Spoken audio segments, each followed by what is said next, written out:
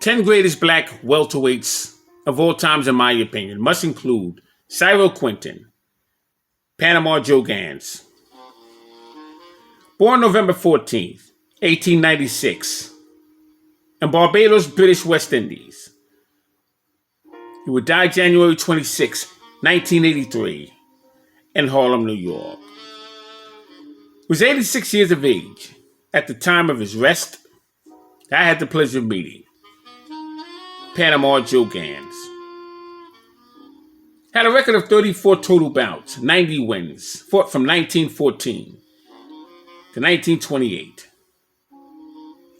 He stood 5'7", weighed 147 to 160 pounds. He was managed by Leo P. Flynn, as was Kid Norfolk. In fact, Leo P. Flynn would discover Panama Joe Gans after learning that he would spar many rounds with Kid Norfolk, so he would sign both of them. Bring him over to the United States, because both these men fought in the Panama Canals against the best of them. Gans would win the lightweight championship of Panama, middleweight championship of South America, the middleweight championship of Central America, and the world colored middleweight championship. Would take on Joe Burrell and Marty Cross, Jack Blackburn, Theodore Tiger Flowers, Andy Kid Palmer, and Italian Joe Gans, George Robinson, Alan Torn, Joe Gans. March 15, 1918, Gans would lose to George Robinson in Boston, Massachusetts in 12 rounds. Who was George Robinson? He was born 1892 in Cambridge, Massachusetts. He stood 6 foot and weighed 160 to 174 pounds, and he was managed by Jim McDonald. Had a record of 58 wins, 47 losses, 15 knockouts, 18 no decisions, and 2 no contests. He faced and defeated Jack Blackburn, the future world middleweight champion, Harlem, New York's Johnny Wilson, colored world light heavyweight champion, Lee Anderson, and the colored world middleweight champion, Panama Joe Gans. He was one of those fighters that won one and lost one. Won 2 and lost 1. Lost 2 and won 1. Based on the day that he woke up in the morning. Would also take on John Lester Johnson, who was born August 13th, 1893. Suffolk, Virginia. He died March 27th, 1968.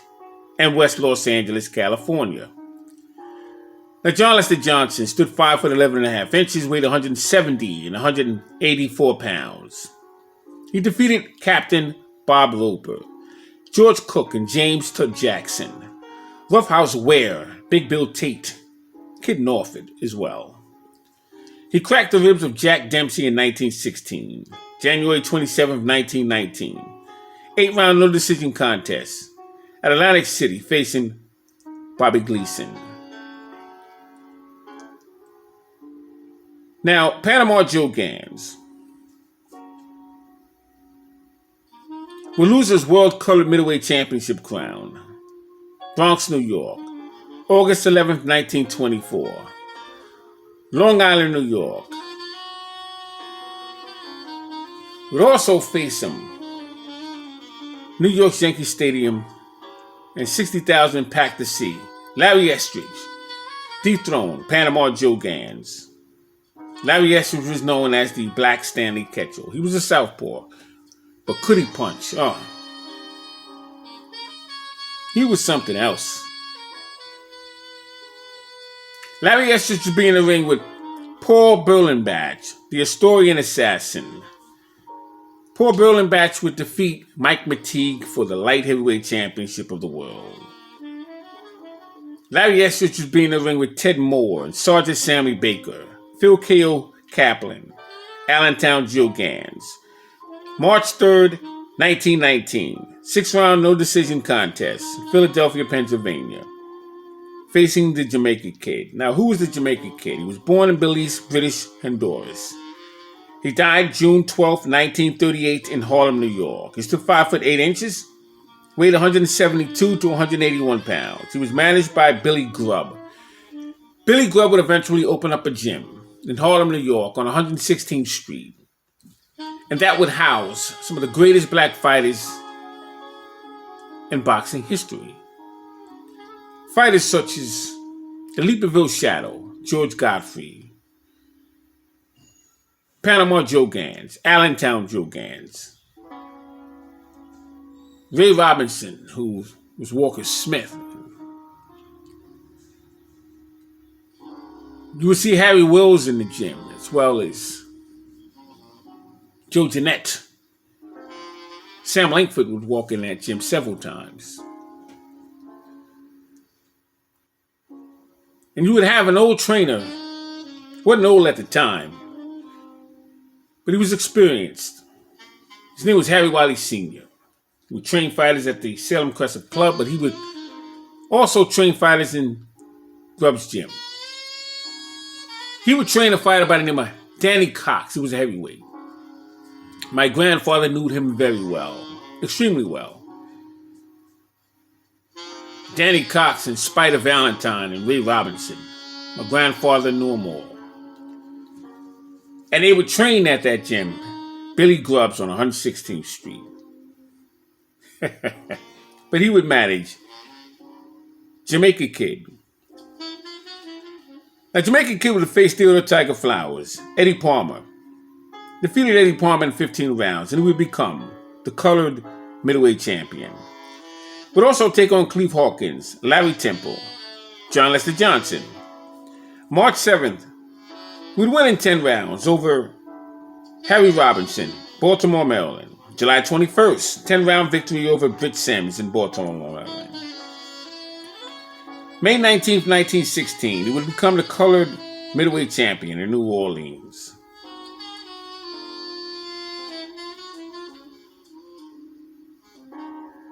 You see, Larry Estrich, Jamaica Kid, John Lester Johnson, all very good fighters. But Panama Joe Gans was an extremely brilliant fighter. Quick with his hands, quick with his feet and his mind. Shifted his head from side to side and he would pivot off the front foot. He would stab you to the body with the front leg in place with that straight right hand. Double up his jab to the head and body. You think Manny Pacquiao is fast. If you could only see Panama Joe Gans.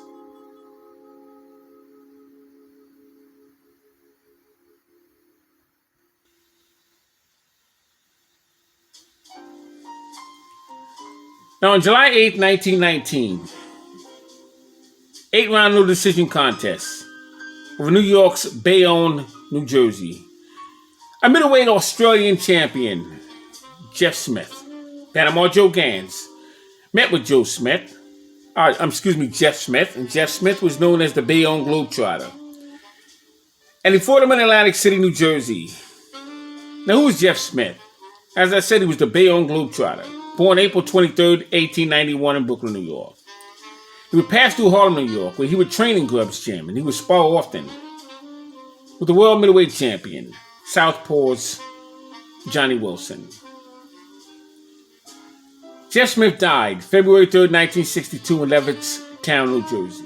Stood 5'9", weighed 155 to 166 pounds, and he was managed by Al Lippy. Was recognized March 14th, 1914 as the Australian middleweight champion when he would defeat Eddie McCarthy. 28 recorded loss with over 190 to 350, perhaps 600 fights. Jeff Smith was the only fighter who traveled around the world 3 times, looking for and fighting every fighter available.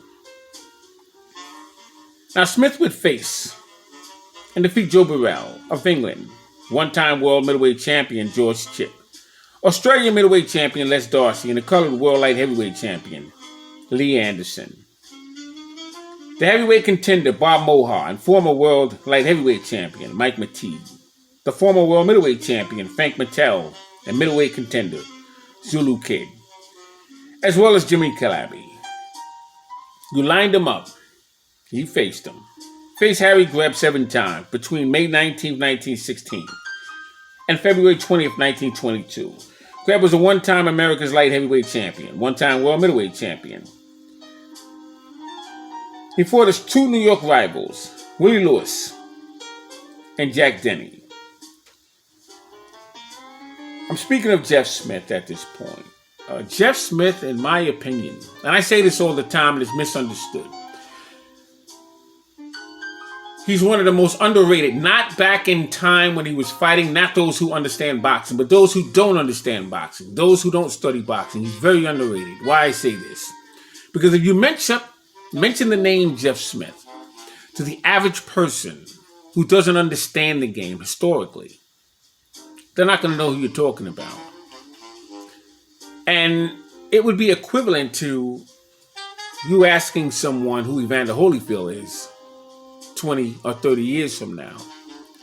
That's how popular Jeff Smith was in his day. That's how popular Jeff Smith is in a historical mind, in context. Because he was something else. And I wish he was better appreciated. But if you don't know who he is, you don't know who he is. And that's the reason why I bring up his name as often as I possibly can, either through opponents or fighters that I'm speaking of, or through his own personal profile. Jeff Smith would also be in the ring. Mike Mateague, Mike Gibbons, who was known as the St. Paul Phantom. We take on George Compartier, who was the world light heavyweight champion. Gene Tunney, 2-time America's light heavyweight champion. One-time world heavyweight champion. One-time America's Expeditionary Forces light heavyweight champion. 1919. Would also take on Tommy Loughran, one-time light heavyweight champion.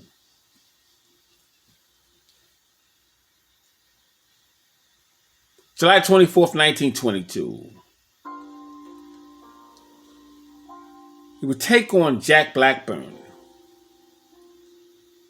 Now, what's funny about that? Panama Joe Gans knew Jack Blackburn very well. Jack Blackburn, his name was Henry Blackburn, Charles Henry. They called him Chappie. He was born 1883 in Kentucky. He died April 24th, 1942 in Chicago, Illinois. He was the head trainer of the legendary Brown Bomber, Joe Louis. But Jack Blackburn would also be responsible for the career of Sammy Mandel and Lou Ambers and Charles Bud Taylor. Many great fighters. He would handle Holman Williams many times, Lou Salica. He stood 5 foot 10 inches, weighed 133 to 160 pounds. He faced Joe Gans, who was the current world lightweight champion 3 times. Sam Langford 6 times, who was a 5-time colored heavyweight champion. Philadelphia's lightweight sensation, Dave Holly, 5 times. Larry Temple twice and George Cole 3 times. Joe Burrell 2 times and a former world light heavyweight champion, Philadelphia Jack O'Brien. He was in the ring with George Gunther 10 times and Harry Grub, who was the world middleweight champion and the America's light heavyweight champion. Kid Norford, colored light heavyweight champion. Welterweight and middleweight champion, Panama Joe Gans. Jack Blackburn was something else. Panama Joe Gans would also take on Theodore Tiger Flowers, May 25th, 1923.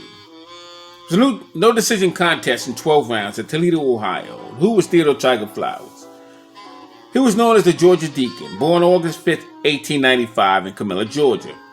He died November 16th, 1927 in Midtown, New York. Stood 5 foot 10 inches, weighed 157 to 169 pounds. And Theodore Tiger Flowers was managed by Walk Miller. He became the first black middleweight champion, defeating Harry Grub in 1926 in New York's Madison Square Garden. He'd be in the ring with Pete Latzo, Allentown Joe Gans, James Tuck Jackson and Battling Geehee, Sam Langford, Panama Joe Gans, Lee Anderson, Kid Norfolk, as well as Maxie Rosenblum. I don't know what more to tell you about Panama Joe Gans, except for the fact that he came around at a time when fighters were fighters, when the opportunities were not there for men who looked like him. But he made the best of what he made. I told you the story between him and Kid Norfolk when he sparred with Bill Brennan. And Brennan was looking to get in the ring with Jack Dempsey. Bill Brennan and Jack Dempsey would fight the first heavyweight championship contest under the Walker Law, 1920, New York's Madison Square Garden. Tex Rickard was the promoter. And the actual first fight under that Walker Law was Johnny Dundee.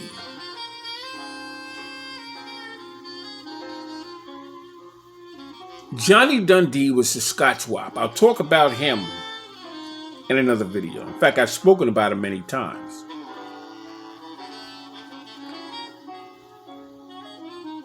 But Panama Joe Gans used to come around the gymnasium, even after he was done with boxing, in Grub's gym.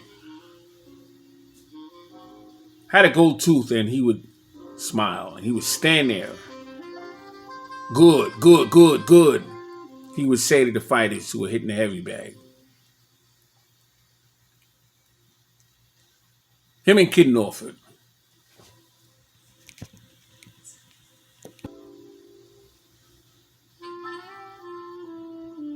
Panama Joe Gans, when he took on Jamaica Kid, he was training in Grub's gym. When he fought Jamaica Kid Norfolk, Virginia, in the hometown of Kid Norfolk, had a 10-round draw with him, May 11th of 1920.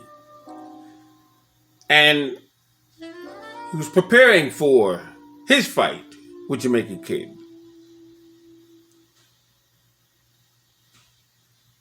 Jack Dempsey and Bill Brennan would get it on.